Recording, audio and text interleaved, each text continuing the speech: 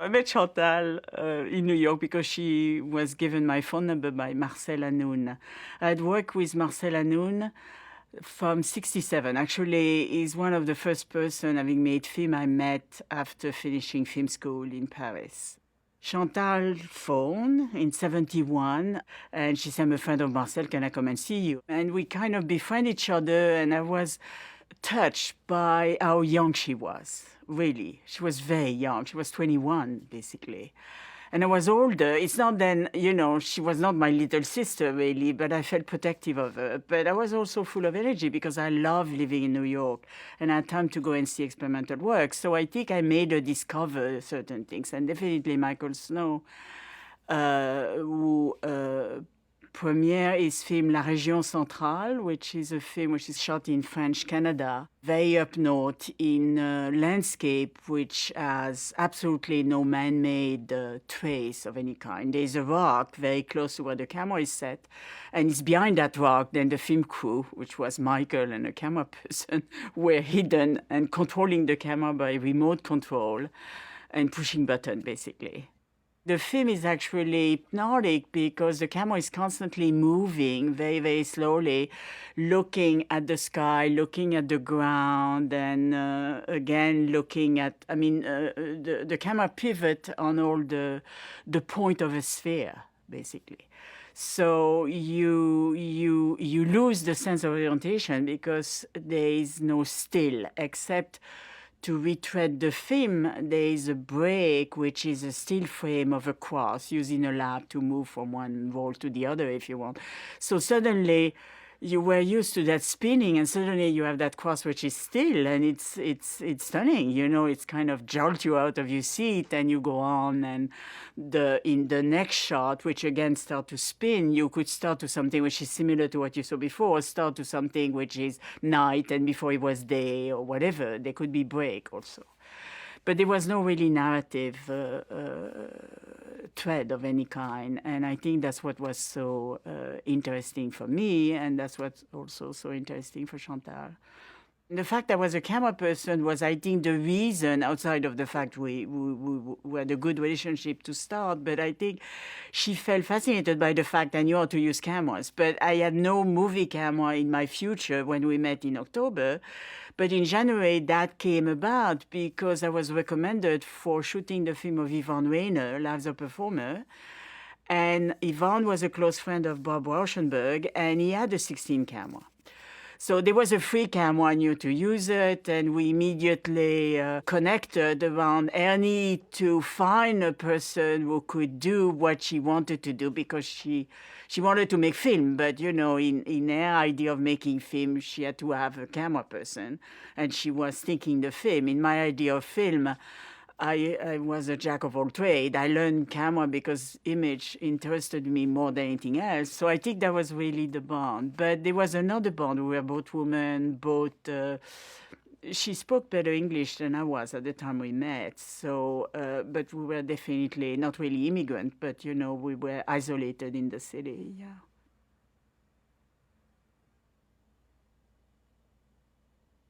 What happened between January 72 and June 72 is very important because I shot two little films for Chantal, Hôtel Montreuil and La Chambre. I say, let's do a film like a Michael Snow film, which will be a continuous magazine load, which is 11 minutes in 16. And we thought we should do it in color, so we did it, I think, in Kodachrome. Kodachrome has a very good color, and we wanted to make sure we had enough light. And my recollection was Chantal was living, lived in that apartment.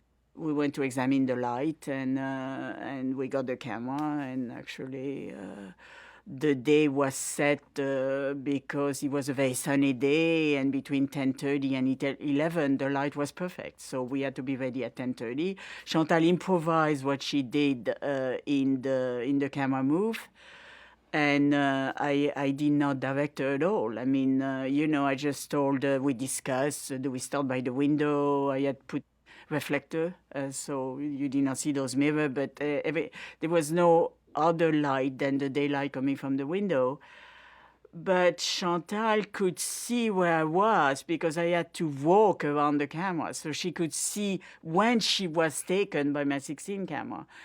And probably we had rehearsed I had told her how she would be framed on the bed. She had contributed to the framing for sure. Yeah, Chantal always did. That was very important. The image is very important for Chantal. It was very important in the 70s. I think it's less now, but it was at the time. So I think it's improvised in a way. I don't think there was big aim behind the movie. It just happened, and the movie has a lot of charm because I think Chantal is also, in a way, a charismatic performer. What is important to know is the fact Chantal lived in Hotel Monterey for several weeks. And it's by living there, then she got the idea of doing the film. So she told me, come over and let's make some photograph or something like that. Or she told me she had the intention to make the film. So it's a day in the life of that hotel. So we are going to be there in one day and see the transformation or what happened at night and what happened during the day. So it ended up to be only starting at 5 in the afternoon when there's still light entering the lobby and finishing on the roof. I think the idea to finish on the roof came from me because we went to the roof and I think there was that beautiful, sense of space being opened up by being contained inside the hotel for the totality of the film, except the last 10 minutes, or 5 minutes, the last shot, basically, where you are seeing the city. The idea of the elevator door, the idea of the door left ajar was totally what Chantal has seen. She has seen people leaving the door ajar to see people passing because they have nothing to do. I think what was very important is the fact that you could improvise with the camera if you wanted to, if you had the right camera person, obviously. And you could also start to do something which you did not know will end. So there was no script, if you want. Mostly we were involved in actually observing. And that's what happened there. Chantal was never really grounded the way I was. She was mostly in New York between 71, October, November, and 73 when she started to go back. But she had gone back at least 4 or 5 times. And also she was really interested in making narrative film. And I think she guessed properly that there was a support system for independent production in Belgium and also in France. That's the reason she moved to Paris, actually. Who could help her produce the film she wanted to make, and Jeanne Dielman was the first. In the case of Jeanne Dielman, the script was a short story. It was written as a descriptive of the action of Jeanne, which is what the film is about. It's about women doing things. The script for her is where she's like Bresson, totally. She's totally conceptualizing how the film is going to be shot at the writing phase. Definitely Chantal knew then the gesture will not be cut in pieces. But nobody had realized then to do certain things takes a lot of time because those gestures have never been filmed before. That's it. There was no anticipation of the actual duration.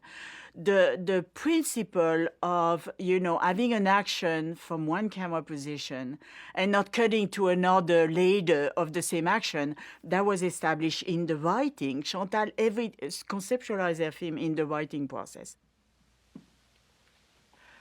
I knew the way it would be framed because it would be framed like Hotel Monterey anyway, or it would be framed like La Chambre. There was no debate in my mind between me and Chantal, or no debate in Chantal's mind about how she will film it. She knew beforehand.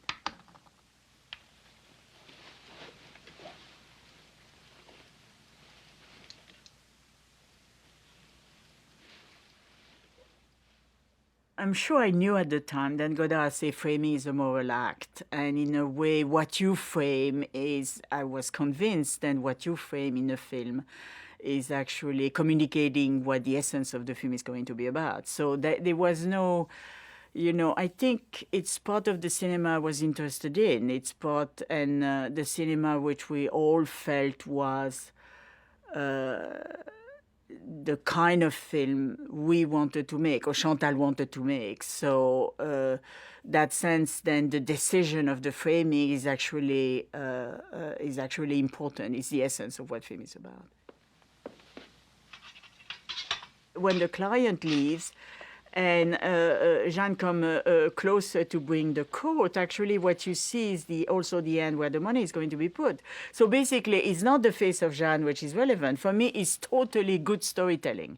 You evacuate what is not essential, and you privilege what is essential, which is the gesture.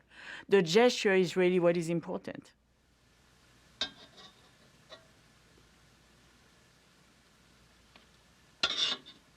What is interesting is there is no reverse shot because there is no need for reverse shot. She's a woman alone in her apartment. The time there is a son, there is on occasion a shot of him listening at an angle, the shot of her talking to him at an angle. So it's not really a reverse shot, but you have him talking or listening, and on occasion, actually when he's eating or not eating and reading his book, it's actually not around dialogue between, which is so, there's only two moments where there is really a conversation with the son, two evenings. They both are seen in the same shot, so you see him listening and her talking. Around the dinner table, there is moment where there is one and the other, but otherwise there is no action. So obviously, there is no reason to have reverse shot in that film. So when people say no reverse shot, that means they have not comprehended what the film is about. Je me demande si tu sais encore dire l'hier comme moi.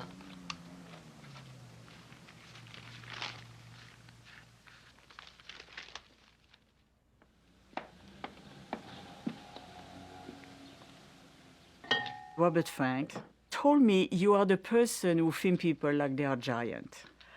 And I told him, that's so interesting you say that. And I say, it's because I'm not that tall and I keep the camera low. And often I keep the camera lower than I am. So I have to squat to actually be at the height of the camera. So if somebody is standing, I put the camera at the waist or a little bit above the waist, but definitely not here if you want. It's a different style of framing because I think I want to actually, why John Wayne is John Wayne is because he's very tall and the camera is lower. It's John Ford who told me that, basically, in the way he shot John Wayne. So why not give to a woman's film the same kind of imposed silhouette, if you want, of camera placement, which is lower. So I think for me that's important. But the camera position was actually decided by Chantal. Of course, I could say that could be better, it would be this way, and I was showing her. If she accepted, we were doing it my way. But for Chantal, her reason was the fact I think she also felt the same way. She wanted to actually make the look on the body to be more majestic.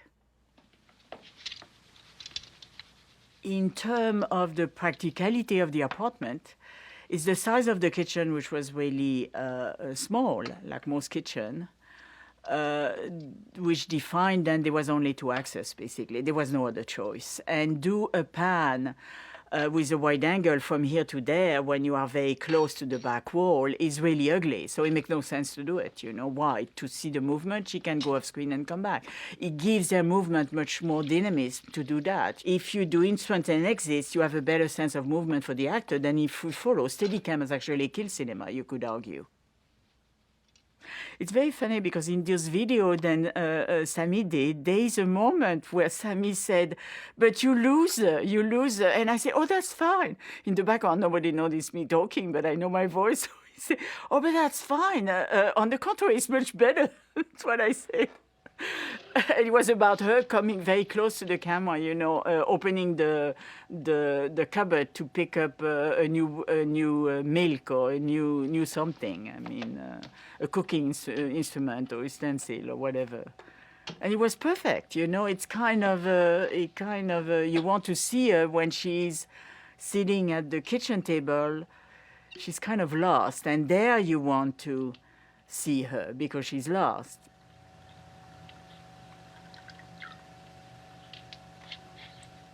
Actually, she's even more lost in long shot. Doing a close-up will be pathetic, will be horrible. Nobody. If Chantal asked me to do a close-up, I would say, "Come on, Chantal, no, you cannot do a close-up. Come on." One thing which was a difficulty in the lighting of the film was then the apartment chosen, which was chosen before I arrived, was not very high ceiling. So when Delphine was standing up, I had a clearance which was something like 2.5 feet, which is not much room to put light on top of her. So I had to use light which was very diffuse and were photo flood, which I use at 3200 degree K, obviously, because we were shooting tungsten. And a lot of the light falling on her was actually very diffuse, which was going to the fact she was 42 years old, and I wanted to have a diffuse look in the light, but not using a diffuser on the camera, obviously.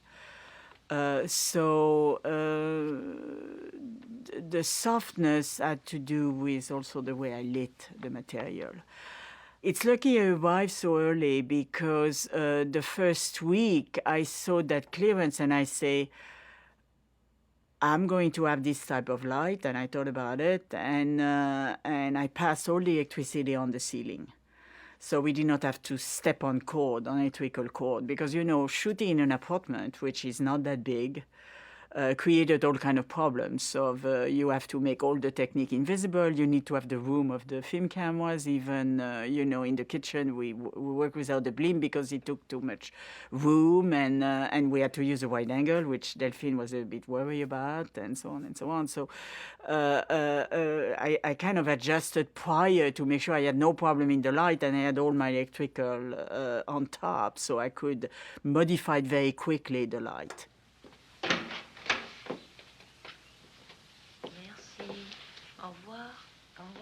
Delphine, I was really taken by her because that's the first time I realized that in something which is physical acting, because it's gesture, she had the intelligence of modifying her rhythm and her speed.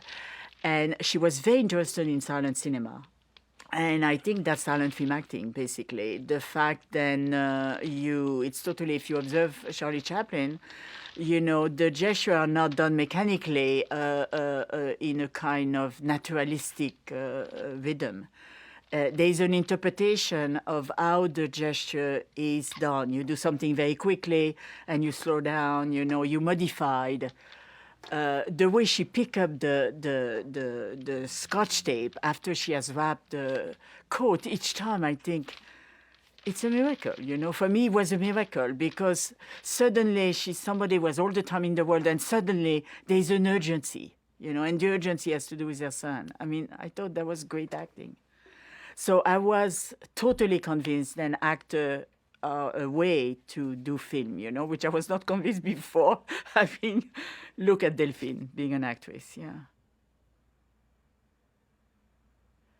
Delphine really believed in the project like you cannot think. I mean, she was totally committed to it and felt then the film was important. And I think it's amazing, of thinking then, in front of her, she had a director which was 25 years old and had done very little, basically. We were all unknown to her, if you want. That element of trust, I still feel touched by it, And in many ways, I feel Delphine believed in the project because he was really focusing on the fact that the film is about one woman and nothing else.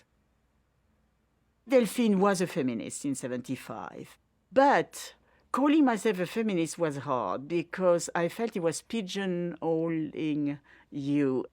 You know, I never liked the idea of film festival only for women film, you know. I always, and I felt that was an insult in a way.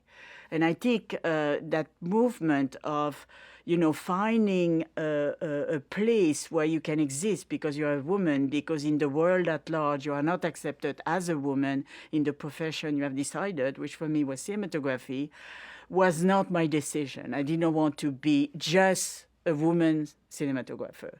I wanted to be a cinematographer, period.